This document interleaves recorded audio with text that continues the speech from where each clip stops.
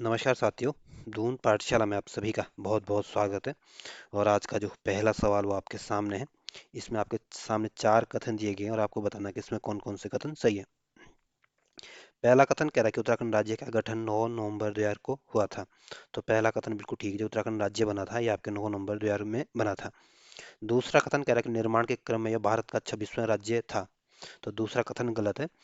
निर्माण के क्रम में जो उत्तराखंड राज्य बना था ये आपके 27वें नंबर का राज्य बना था। इस वजह से दूसरा कथन गलत है। और 26वें नंबर का राज्य आपका छत्तीसगढ़ बना था। तीसरा कथन कह रहा है कि 1 जनवरी 2007 को इसका नाम उत्तरांचल से बदलकर उत्तराखंड किया गया। तो तीसरा कथन बिल्कुल ठीक है। 31 दिसंबर 2006 तक तो हमारे राज्य का नाम उत्तरांचल था। और 1 जनवरी 2007 से हमारे उत्तरांचल का नाम उत्तराखंड हो गया था। इस वजह से तीसरा कथन ठीक है। चौथा कथन कह रहा है यह नौवां हिमालयी राज्य बना। तो चौथा कथन गलत है। जब उत्तराखंड जो बना था ये आपके 11वें नंबर का हिमालयी राज्य बना था। इस वजह से चौथा कथन गलत है। तो पहला कथन ठीक है, दूसरा कथन गलत है, तीसरा कथन सही है, चौथा कथन गलत है। इस वजह से जो सी ऑप्शन होगा ये आपका सही आंसर होगा। और सन 2000 में आपके तीन राज्य बने थे। उत्तराखंड, झारखंड और छत्तीसगढ़। छत्तीसगढ़ आपके 26वें नंबर का राज्य बना था। उत्तराखंड आपके 27वें नंबर का राज्य बना था। और झारखंड आपका 28वें नंबर का राज्य बना था। अगला क्वेश्चन है। अगला क्वेश्चन कह रहा है कि उत्तराखंड के राजकीय चिन्ह में कितनी पर्वत श्रृंखलाओं को दिखाया गया है। तो उत्तराखंड का जो राज्य चिन्ह है इसमें आपके तीन तो पर्वतों को दिखाया गया है। और इसमें चार गंगा की लहरें उखेरी गई है। तो इस वजह से जो डी ऑप्शन होगा ये आपका सही आंसर होगा। अगला क्वेश्चन है। इसमें दो सूचियां दी गई है और आपको इनको सही सम्मिलित करना है। तो जो उत्तराखंड का जो राज्य पुष्प है ये आपका ब्रह्म कमल है। और उत्तराखंड का जो राज्य पक्षी है आपकी मोनाल है। और उत्तराखंड का जो राज्य पशु है ये आपका कस्तूरी मृग है।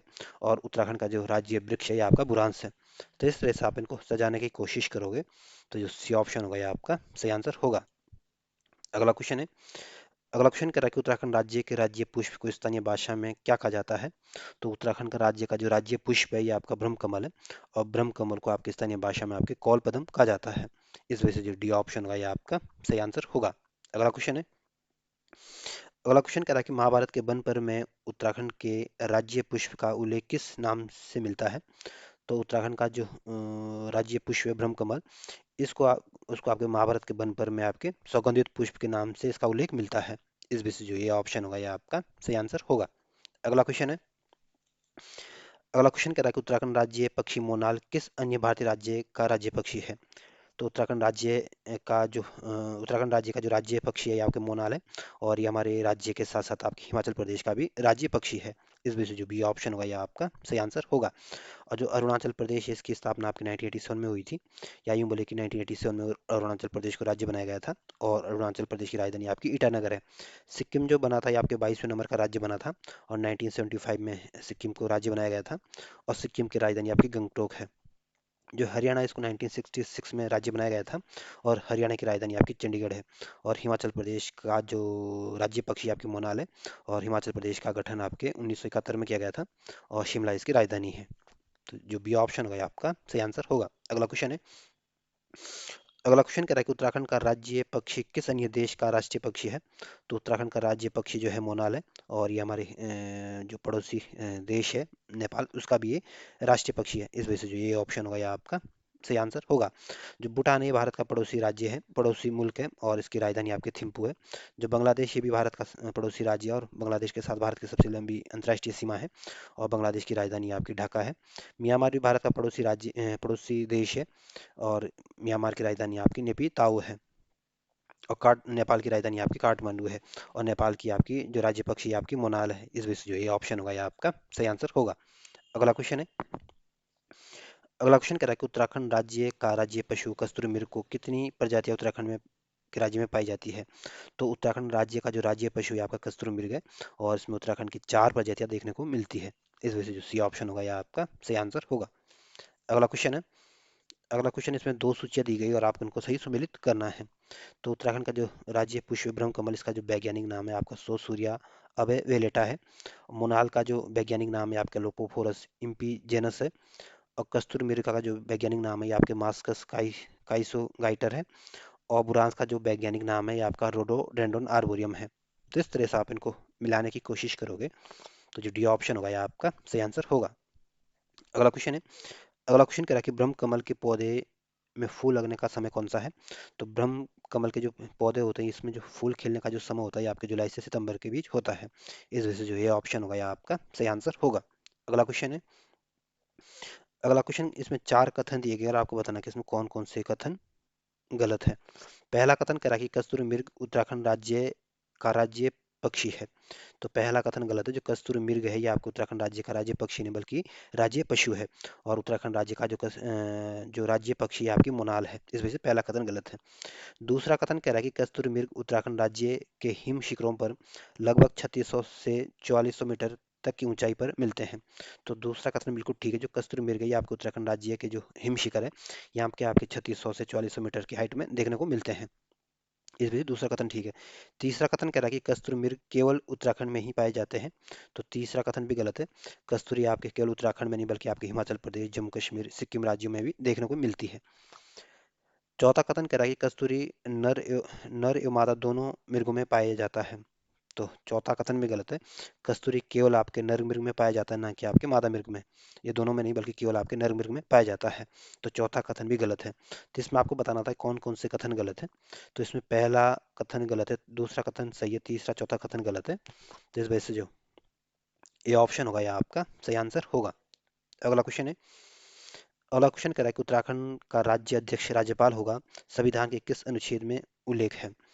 तो जो भारतीय संविधान का जो अनुच्छेद 153 है के अनुसार उत्तराखंड का जो राज्य अध्यक्ष होगा आपका राज्यपाल होगा और इसका उल्लेख आपके संविधान के अनुच्छेद 153 में किया गया है। इस वजह से जो बी ऑप्शन होगा यह आपका सही आंसर होगा। और अनुच्छेद 53 के अनुसार संघ की जो कार्यपालिका की जो शक्ति होगी आपके राष्ट्रपति में नियत होगी। और अनुच्छेद 163 के अनुसार मंत्रिपरिषद एक मंत्रिपरिषद होगी। यानी यूं बोले कि राज्यपाल की सहायता और सलाह देने के लिए आपकी एक मंत्रिपरिषद होगी।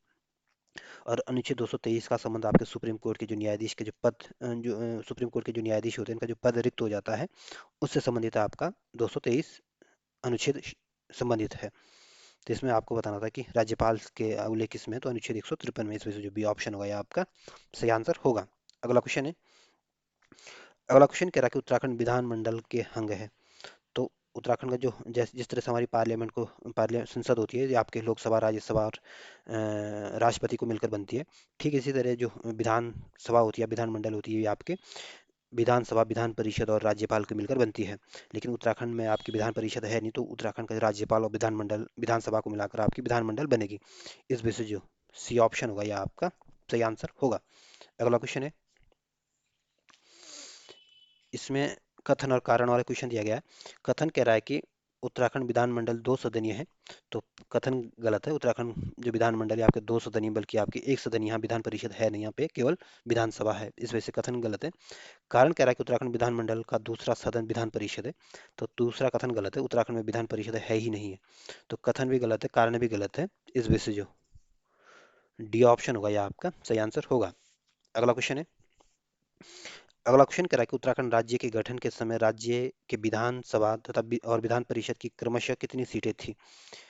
जब उत्तराखंड राज्य बना था उसमें विधानसभा की जो 22 सीटें थी और विधान परिषद की आपकी 9 सीटें थी। इस वजह से जो सी ऑप्शन होगा यह आपका सही आंसर होगा।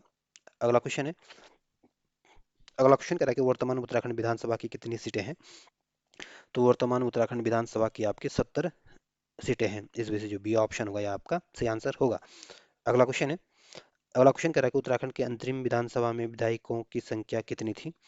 तो जब अंतरिम विधानसभा का गठन किया गया था उसमें जो विधायकों की संख्या थी ये आपकी 30 थी। इस वजह से जो सी ऑप्शन होगा ये आपका सही आंसर होगा। अगला क्वेश्चन है। अगला क्वेश्चन, इसमें चार कथन दिए गए, आपको बताना कि इसमें कौन कौन से कथन सही है। पहला कथन कह रहा है कि उत्तराखंड राज्य में अंतरिम सरकार का गठन 9 नवंबर 2000 को हुआ। तो पहला कथन बिल्कुल ठीक है। जिस दिन हमारे राज्य का निर्माण हुआ था उसी दिन आपके अंतरिम सरकार का भी गठन किया गया था। इस वजह से पहला कथन ठीक है। दूसरा कथन कह रहा है कि अंतरिम सरकार के प्रथम मुख्यमंत्री सुरजीत सिंह बरनाला थे। तो दूसरा कथन गलत है। जो अंतरिम सरकार के जो पहले मुख्यमंत्री बने थे आपके नित्यानंद स्वामी जी बने थे। इस वजह से दूसरा कथन गलत है। तीसरा कथन कह रहा है कि अंतरिम सरकार में प्रथम राज्यपाल नित्यानंद स्वामी थे। तो तीसरा कथन भी गलत है। जो अंतरिम सरकार के जो पहले राज्यपाल बने थे ये आपके सुरजीत सिंह बरनाला जी बने थे, ना कि आपके नित्यानंद स्वामी। इस वजह से तीसरा कथन गलत है। चौथा कथन कह रहा है कि उत्तराखंड राज्य अपने गठन के क्रम में 27वें भारतीय राज्य है। तो चौथा कथन बिल्कुल ठीक है, जब उत्तराखंड राज्य बना था तो ये आपके 27वें नंबर का राज्य बना था। तो इसमें आपको बताना था कौन कौन से कथन सही है। तो इसमें पहला और चौथा कथन ठीक है, दूसरा और तीसरा कथन गलत है। इस वजह से जो डी ऑप्शन होगा यह आपका सही आंसर होगा। अगला क्वेश्चन है, अगला क्वेश्चन कह रहा है कि उत्तराखंड राज्य में प्रथम निर्वाचित सरकार का मुख्यमंत्री कौन था। तो उत्तराखंड सरकार के जो पहले निर्वाचित मुख्यमंत्री थे ये आपके नारायण दत्त तिवारी जी थे, और ये आपके तीसरे नंबर के मुख्यमंत्री बने थे। इस वजह से जो सी ऑप्शन होगा यह आपका सही आंसर होगा। और भगत सिंह कोश्यारी आपके दूसरे नंबर के मुख्यमंत्री थे, और जो नित्यानंद स्वामी थे ये आपके अंतरिम सरकार के पहले मुख्यमंत्री थे, और सूर्य सिंह बन्नाल आपके उत्तराखंड के पहले राज्यपाल थे। इस वजह से जो सी ऑप्शन होगा यह आपका सही आंसर होगा। अगला क्वेश्चन है, इसमें दो सूचियां दी गई और आपको उनको सही सुमेलित करना है। तो जो सूर्य सिंह बरनाला था ये उत्तराखंड के पहले राज्यपाल थे। नित्यानंद स्वामी जो थे ये आपके उत्तराखंड के पहले मुख्यमंत्री थे। जो प्रकाश पंत थे ये आपके उत्तराखंड के प्रथम विधानसभा अध्यक्ष थे। और जो अजय विक्रम सिंह थे उत्तराखंड के पहले मुख्य सचिव थे। तो इस तरह से आप इनको अगर मिलाने की कोशिश करोगे तो जो ए ऑप्शन होगा यह आपका सही आंसर होगा। अगला क्वेश्चन है, अगला क्वेश्चन कह रहा है कि उत्तराखंड राज्य का प्रथम निर्वाचित सरकार का विधानसभा अध्यक्ष कौन बना था। तो उत्तराखंड विधानसभा के जो पहले निर्वाचित सरकार के जो विधानसभा के अध्यक्ष बने थे ये आपके यशपाल आर्य जी बने थे। इस वजह से जो डी ऑप्शन होगा यह आपका सही आंसर होगा। और प्रकाश पंत आपके उत्तराखंड अंतरिम सरकार के पहले विधानसभा के अध्यक्ष थे। और भगत सिंह कोश्यारी आपके उत्तराखंड के मुख्यमंत्री भी रहे थे, और महाराष्ट्र के आपके राज्यपाल भी रहे थे। इस वजह से जो डी ऑप्शन होगा यह आपका सही आंसर होगा। अगला क्वेश्चन है, अगला क्वेश्चन कह रहा है कि उत्तराखंड राज्य की विधानसभा में आरक्षित वर्गों के लिए आरक्षित सीटों की संख्या कितनी है। तो उत्तराखंड में कुल 70 विधानसभा की सीटें हैं। इसमें आपकी 15 सीटें आपकी रिजर्व है। इसमें 13 सीटें तो आपके एससी के लिए रिजर्व है, और 2 सीटें आपके एससी के लिए रिजर्व है। और इन 13 सीटों में सबसे ज़्यादा जो आरक्षित सीटें हैं ये आपकी हरिद्वार जनपद में है, और यहाँ पे आपकी 3 सीटें आरक्षित की गई है। इस वजह से जो बी ऑप्शन होगा यह आपका सही आंसर होगा। अगला क्वेश्चन है, अगला क्वेश्चन भी आपको उत्तराखंड के संदर्भ में पूछा गया है, और आपके सामने 4 कथन है और आपको बताना है कि इसमें कौन कौन से कथन सही है। पहला कथन कह रहा है कि प्रथम निर्वाचित सरकार का गठन 2 मार्च 2002 को हुआ। तो पहला कथन बिल्कुल ठीक है, जो उत्तराखंड में जो पहले निर्वाचन हुए थे ये आपके 2002 में हुए थे, और पहली निर्वाचित सरकार का गठन आपके 2 मार्च 2002 को हुआ था। इस वजह से पहला कथन ठीक है। दूसरा कथन कह रहा है कि प्रथम निर्वाचित विधानसभा में केवल 4 महिलाएं ही चुनी गई थी। तो दूसरा कथन बिल्कुल ठीक है, जो पहला विधानसभा का चुनाव होता है इसमें आपकी 4 महिलाएं जीत के आई थी, 2 कांग्रेस से और 2 बीजेपी से। इस वजह से दूसरा कथन भी ठीक है। तीसरा कथन कह रहा है कि प्रथम निर्वाचित सरकार में विधानसभा अध्यक्ष भुवन चंद खंडूरी थे। तो तीसरा कथन गलत है। जो प्रथम निर्वाचित सरकार विधानसभा का जो पहले विधानसभा के जो अध्यक्ष बने थे आपके यशपाल आर्य जी बने थे, ना कि आपके भुवन चंद खंडूरी जी। भुवन चंद खंडूरी उत्तराखंड के मुख्यमंत्री रहे थे। इस वजह से तीसरा कथन गलत है। चौथा कथन कह रहा है कि प्रथम निर्वाचित सरकार में 5 निर्दलीय विधायक थे। तो चौथा कथन भी गलत है। जो पहले निर्वाचित सरकार बनी थी उसमें आपके 3 निर्दलीय विधायक जीत के आए थे। इस वजह से चौथा कथन गलत है। तो इसमें पहला दूसरा कथन ठीक है, तीसरा चौथा कथन गलत है। इस वजह से जो बी ऑप्शन होगा यह आपका सही आंसर होगा। अगला क्वेश्चन है, अगला क्वेश्चन कह रहा है कि उत्तराखंड राज्य के मुख्यमंत्रियों की नियुक्ति का क्रम बताना है। तो उत्तराखंड में जो सबसे पहले मुख्यमंत्री बने थे ये आपके नित्यानंद स्वामी जी बने थे। और नित्यानंद स्वामी जो बने थे ये आपके अंतरिम सरकार में मुख्यमंत्री बने थे। और दूसरे नंबर के मुख्यमंत्री जो बने थे आपके भगत सिंह कोश्यारी जी बने थे। और भगत सिंह कोश्यारी भी आपकी अंतरिम सरकार में ही मुख्यमंत्री बने थे। तीसरे नंबर के जो मुख्यमंत्री बने थे आपके नारायण दत्त तिवारी जी बने थे। और नारायण दत्त तिवारी भी आपके निर्वाचित सरकार के पहले मुख्यमंत्री थे। तो इसमें नित्यानंद स्वामी जो थे पहले मुख्यमंत्री बने थे, भगत सिंह कोश्यारी आपके दूसरे नंबर के मुख्यमंत्री बने थे, नारायण दत्त तिवारी आपके तीसरे नंबर के मुख्यमंत्री बने थे, और भुवन चंद खंडूरी आपके चौथे नंबर के मुख्यमंत्री बने थे। जो नित्यानंद स्वामी या भगत सिंह कोश्यारी थे ये आपके अंतरिम सरकार में मुख्यमंत्री बने थे, और जो निर्वाचित सरकार के जो पहले मुख्यमंत्री बने थे आपके नारायण दत्त तिवारी जी बने थे।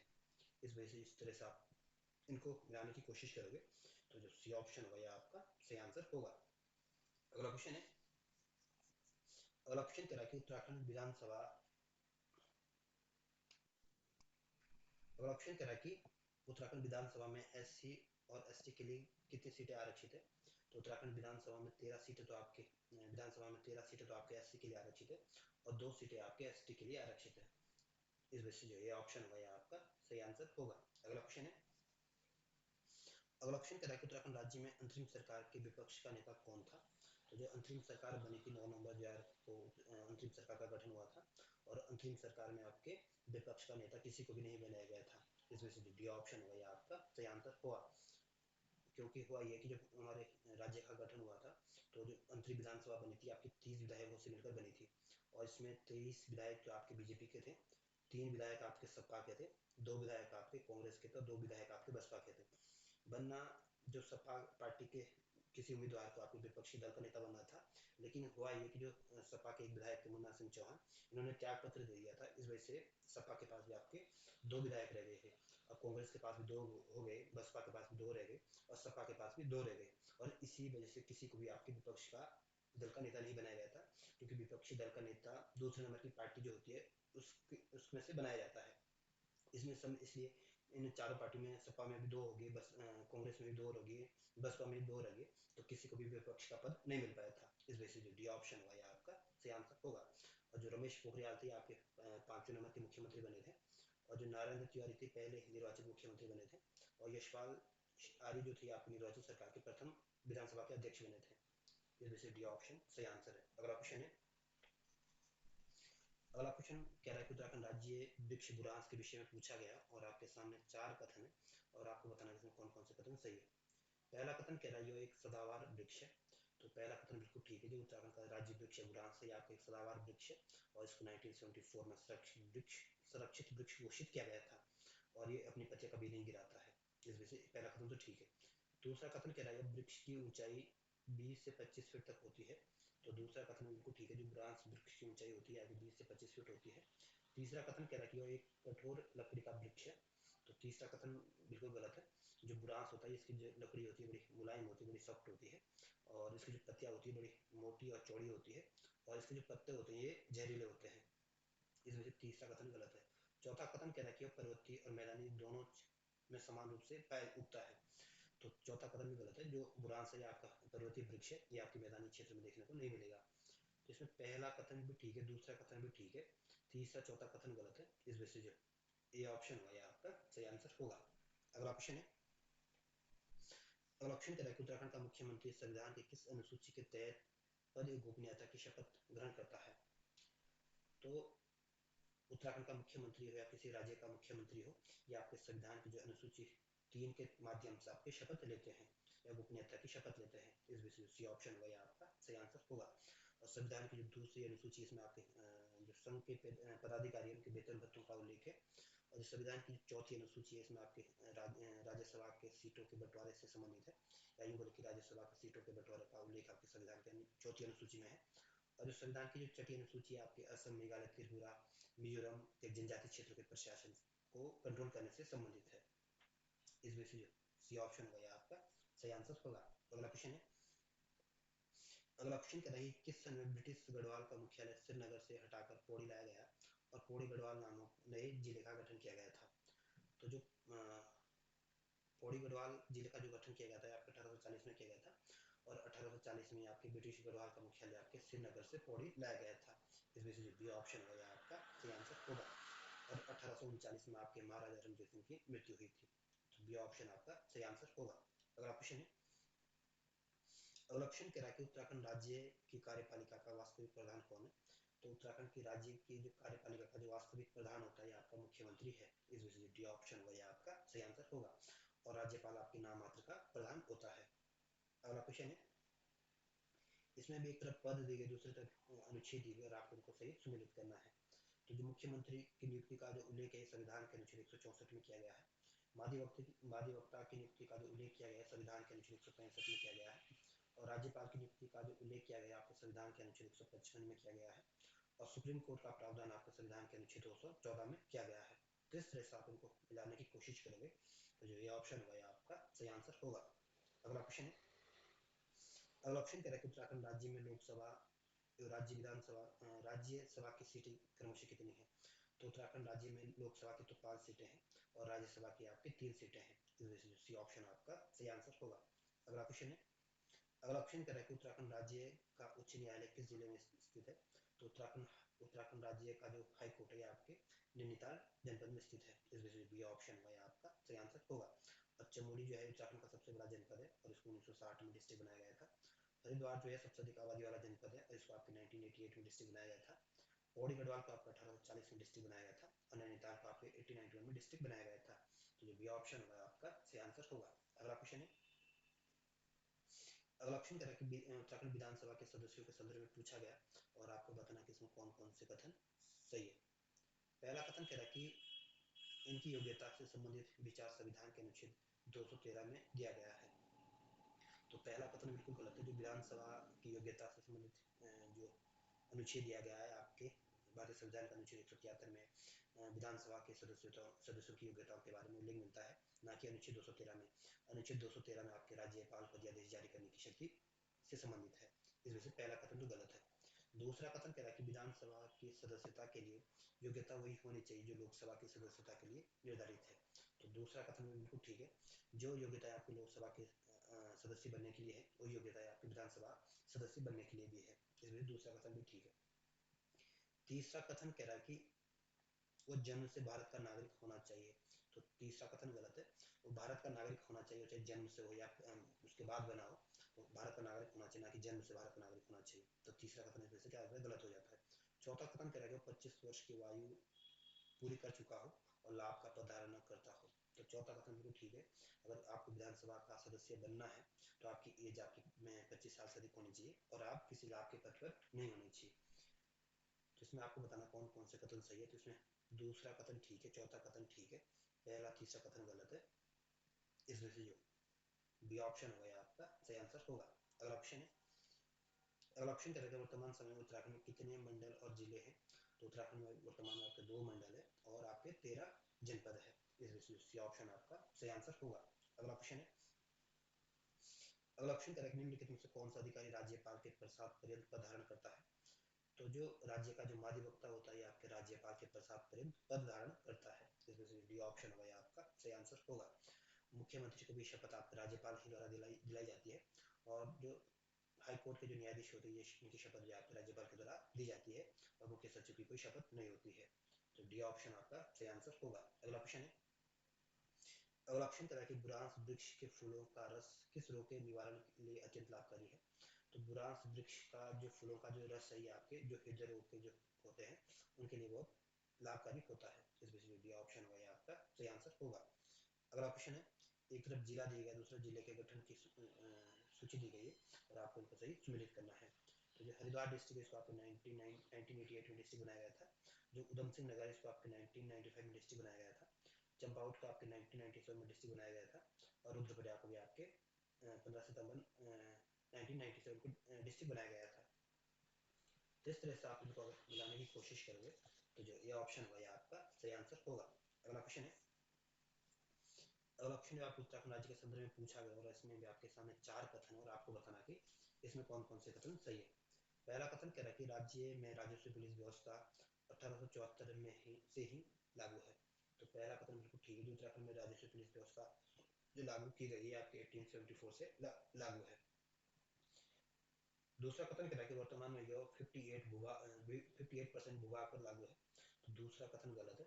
वर्तमान में जो राजस्व पुलिस व्यवस्था है आपके 61% भूभाग पर लागू है, ना कि आपके 58% भूभाग पर। इस वजह से दूसरा कथन गलत है। तीसरा कथन कह रहा है कि परगनाधिकारी और जिलाधिकारी राजस्व पुलिस व्यवस्था के अंतर्गत नहीं आते हैं। तो तीसरा कथन गलत है। जो परगनाधिकारी और जिला अधिकारी है आपके राजस्व पुलिस व्यवस्था के अंतर्गत आते हैं, इसलिए तीसरा कथन गलत है। चौथा कथन कह रहा है कि अपराधों की जांच करना, मुकदमा दर्ज करना जैसे कार्य भी राजस्व पुलिस को करना पड़ता है। तो चौथा कथन भी बिल्कुल ठीक है। जो अपराधों की जांच करना, मुकदमा दर्ज करना, ये काम भी आपके राजस्व पुलिस को दिए गए हैं। तो इसमें पहला कथन ठीक है, दूसरा तीसरा कथन गलत है, चौथा कथन सही है। इस वजह से जो सी ऑप्शन होगा आपका सही आंसर होगा। अगला क्वेश्चन है, अगला ऑप्शन कह रहा है कि उत्तराखंड राज्य में 2 मंडलों के नाम पहचाने बताइए। तो उत्तराखंड राज्य के 2 मंडल है, एक गढ़वाल मंडल, एक कुमाऊं मंडल। गढ़वाल मंडल का गठन आपके 1969 में किया गया था और कुमाऊं मंडल का गठन आपके 1854 में किया गया था। गढ़वाल मंडल का मुख्यालय आपके पौड़ी में है, कुमाऊं मंडल का मुख्यालय आपका नैनीताल में है। इस वजह से डी ऑप्शन होगा आपका सही आंसर होगा। अगला क्वेश्चन है, और ऑप्शन आपको उत्तराखंड राज्य के माध्यमिकता के संदर्भ में पूछा गया और आपके सामने 4 कथन और आपको बताना कि कौन कौन से कथन सही है। पहला कथन कह रहा है कि संविधान के अनुच्छेद 165 के तहत राज्यपाल द्वारा इसकी नियुक्ति करता है। तो पहला कथन बिल्कुल ठीक है। भारतीय संविधान का जो अनुच्छेद 165 के माध्यम से माध्यमिकता की नियुक्ति आपके राज्यपाल के द्वारा की जाती है। दूसरा कथन क्या है कि राज्यपाल के प्रसाद पर्यंत पद धारण करता है। तो दूसरा कथन बिल्कुल ठीक है, जो माध्यवक्ता होता है ये आपके राज्यपाल के प्रसाद पर्यंत पद धारण करता है। तीसरा कथन कह रहा है कि नियुक्ति होने के लिए आवश्यक है कि वो भारत का नागरिक हो। तो तीसरा कथन बिल्कुल ठीक है, अगर आपको माध्यवक्ता बनना है तो आपको भारत का नागरिक होना जरूरी है। चौथा कथन कह रहा है कि वो सदन में मतदान नहीं कर सकता है। तो चौथा कथन बिल्कुल ठीक है, जो माध्यवक्ता होते हैं आपके सदन में मतदान तो नहीं कर सकते, लेकिन ये संविधान इसके सदन के कार्य में भाग ले सकते हैं, मतदान नहीं कर सकते हैं। तो इसमें सारे ही कथन ठीक है, पहला दूसरा तीसरा चौथा सारे कथन ठीक है। इस वजह से जो सी ऑप्शन होगा ये आपका सही आंसर होगा। अगला क्वेश्चन है, अगला ऑप्शन कह रहा है उत्तराखंड राज्य की ग्रीष्मकालीन राजधानी किस जिले में स्थित है। तो उत्तराखंड राज्य की जो ग्रीष्मकालीन राजधानी है आपकी गैरसैंण है, और गैरसैंण आपके चमोली जनपद में स्थित है। इस वजह से जो सी ऑप्शन होगा ये आपका सही आंसर होगा। और देहरादून आपको उत्तराखंड की राजधानी है, और जो हरिद्वार है आपको उत्तराखंड का सबसे अधिक आबादी वाला जनपद है, और रुद्रप्रयाग आपका सबसे छोटा जनपद है आबादी के हिसाब से। तो डी ऑप्शन सही आंसर। अगला क्वेश्चन है, अगला ऑप्शन कह रहा है कि उत्तराखंड राज्य के राज्य चिन्ह में गंगा की कितनी लहरों को उकेरा गया है। तो उत्तराखंड का जो राज्य चिन्ह है इसमें गंगा की तीन लहरें सॉरी गंगा की चार लहरों को उकेरा गया है, और इसमें तीन पर्वतों को दिखाया गया है। इस वजह से जो बी ऑप्शन होगा आपका सही आंसर होगा। अगला क्वेश्चन है, अगला ऑप्शन कह रहा है कि निम्नलिखित में से अनुसूचित जाति के लिए आरक्षित लोकसभा की सीट कौन सी है। तो उत्तराखंड में लोकसभा की 5 सीटें हैं, जिसमें एक सीट आपके एससी के लिए आरक्षित है, और ये आपकी जो अल्मोड़ा वाली जो लोकसभा की सीट है ये आपकी एससी के लिए आरक्षित है। इस वजह से जो ये ऑप्शन होगा ये आपका सही आंसर होगा। और वर्तमान में इसमें अभी अल्मोड़ा लोकसभा सीट से आपके अजय भट्ट जी सांसद है। अगला क्वेश्चन है, अगला क्वेश्चन में आपको उत्तराखंड राज्य के संदर्भ में पूछा गया, और आपको बताना कि इसमें कौन कौन से कथन सही नहीं है। पहला कथन कह रहा है कि अनुसूचित जनजाति के लिए विधानसभा की 2 सीटें आरक्षित है। तो पहला कथन बिल्कुल ठीक है, उत्तराखंड विधानसभा की 70 विधानसभा सीटें हैं, जिनमें से 2 सीटें आपके एससी के लिए एसटी के लिए आरक्षित है। एक तो आपकी चक्रता वाली सीट आरक्षित है, दूसरी आपकी नानक मता वाली सीट आरक्षित है। इस वजह से पहला कथन तो ठीक है। दूसरा कथन कह रहा है कि विधानसभा की सर्वाधिक सीटें हरिद्वार जिले में है। तो दूसरा कथन भी बिल्कुल ठीक है, जो 70 विधानसभा सीटें हैं इनमें सबसे ज्यादा जो विधानसभा की सीटें दी गई है आपकी हरिद्वार जनपद को दी गई है, और हरिद्वार जनपद को आपकी 11 सीटें दी गई है विधानसभा में, और हरिद्वार जनपद में ही सर्वाधिक आरक्षित सीटें भी हैं। इस वजह से दूसरा कथन ठीक है। तीसरा कथन कह रहा है कि अनुसूचित जाति के लिए लोकसभा की 2 सीटें आरक्षित है। तो तीसरा कथन गलत है, अनुसूचित जाति के लोकसभा के लिए एक सीट आरक्षित है अल्मोड़ा वाली, ना कि 2 सीटें। इस वजह से तीसरा कथन गलत है। चौथा कथन कह रहा है कि मतदाताओं की संख्या की दृष्टि से सबसे छोटा लोकसभा सीट पौड़ी है। तो चौथा कथन बिल्कुल ठीक है, जो मतदाता की दृष्टि से देखें तो सबसे छोटा जो लोकसभा क्षेत्र है ये आपका पौड़ी वाला क्षेत्र है। इस वजह से चौथा कथन भी ठीक है। तो इसमें आपको बताना था कौन कौन से कथन गलत है। तो इसमें पहला कथन ठीक है, दूसरा कथन भी ठीक है, तीसरा कथन गलत है, चौथा कथन सही है। इस वजह से जो ए ऑप्शन होगा आपका सही आंसर होगा। अगला क्वेश्चन है, इसमें भी 2 सूचियां दी गई और आपको इनको सही सम्मिलित करना है। तो एससी के लिए जो आरक्षित विधानसभा की जो सीटें हैं ये आपके 13 सीटें एससी के लिए आरक्षित है। राज्यसभा की सीटों की जो संख्या है उत्तराखंड में आपके 3 है, और मंडलों की जो संख्या है उत्तराखंड में आपकी 2 है, और लोकसभा की सीटों की संख्या आपकी 5 है। जिस तरह से आप इनको मिलाने की कोशिश करोगे तो जो सी ऑप्शन होगा आपका सही आंसर होगा। अगला क्वेश्चन है, अगला ऑप्शन कह रहा है उत्तराखंड का कौन सा जिला जो अंतरराष्ट्रीय सीमा को टच नहीं करता है। तो उत्तराखंड का इनमें से जो रुद्रप्रयाग जनपद है ये आपके अंतरराष्ट्रीय सीमा को टच नहीं करता है। इस वजह से डी ऑप्शन होगा ये आपका सही आंसर होगा। और रुद्रप्रयाग आपका एक आंतरिक जनपद है, ये किसी राज्य के साथ किसी देश के साथ अपनी बाउंड्री साझा नहीं करता है। जो उत्तरकाशी उत्तराखंड का सबसे उत्तरी जनपद है, और ये आपके चाइना के साथ और हिमाचल प्रदेश के साथ अपनी बाउंड्री साझा करता है। जो पिथौरागढ़ जनपद है उत्तराखंड का सबसे पूर्वी जनपद है, और ये आपके चाइना के साथ और नेपाल के साथ अपनी सीमा साझा करता है। जो चंपावत है ये आपके नेपाल के साथ अपनी सीमा साझा करता है। तो जो डी ऑप्शन होगा आपका सही आंसर होगा। अगला क्वेश्चन है, अगला ऑप्शन कह रहा है उत्तराखंड राज्य में वन प्रबंधन हेतु राज्य में वन पंचायत का गठन की शुरुआत हुई थी। तो उत्तराखंड राज्य में जो वन पंचायत की जो शुरुआत हुई थी आपकी 1931 में हुई थी, या यूं बोले कि वन पंचायत का गठन आपको 1931 में किया गया था। इस वजह से जो बी ऑप्शन होगा आपका सही आंसर होगा। और 1943 में आपके बंगाल में अकाल पड़ा था, जिसमें आपके 30 लाख से अधिक लोगों की मृत्यु हो गई थी। और 1923 में आपके स्वराज्य पार्टी की स्थापना की गई थी। और 1954 में आपके पंचशील समझौता हुआ था, जिसमें भारत चीन भाई भाई के नारे लगे थे, और ये समझौता आपको भारत और चाइना के बीच हुआ था। तो जो बी ऑप्शन होगा आपका सही आंसर होगा। अगला क्वेश्चन है, अगर ऑप्शन करें कि उत्तराखंड राज्य के उच्च न्यायालय का प्रथम मुख्य न्यायाधीश कौन था, तो उत्तराखंड हाई कोर्ट के जो पहले मुख्य न्यायाधीश थे आपके अशोक अवेंद्र देसाई थे। इस वजह से जो ये ऑप्शन होगा ये आपका सही आंसर होगा। अगला क्वेश्चन है। अगला ऑप्शन इसमें कथन और कारण वाला दिया है। कथन कह रहा है कि उत्तराखंड राज्य का राज्य वृक्ष बुरांस मुलायम लकड़ी का वृक्ष है। तो पहला कथन बिल्कुल ठीक है। उत्तराखंड का जो राज्य वृक्ष है ये आपका बुरांस है। और बुरांस का जो वृक्ष होता है इसकी जो लकड़ी होती है बड़ी मुलायम होती है, और इसकी जो पत्तियां होती है थोड़ी मोटी होती है। और इसकी जो पत्तियां होती है जब जानवरों को खिलाया जाता है तो कई बार जानवरों को नशा हो जाता है, यानी इसकी पत्तियां थोड़ी जहरीली टाइप की होती है। और इसकी जो लकड़ी की होती है बड़ी मुलायम होती है। इस वजह से पहला कथन तो ठीक है, और ये आपका एक पर्वतीय वृक्ष है। दूसरा कथन करें विशुद्ध रूप से पर्वतीय वृक्ष है, तो कारण बिल्कुल ठीक है। जो बुरांस है आपका पर्वतीय वृक्ष है। तो इसमें पहला कथन भी ठीक है, कारण भी ठीक है।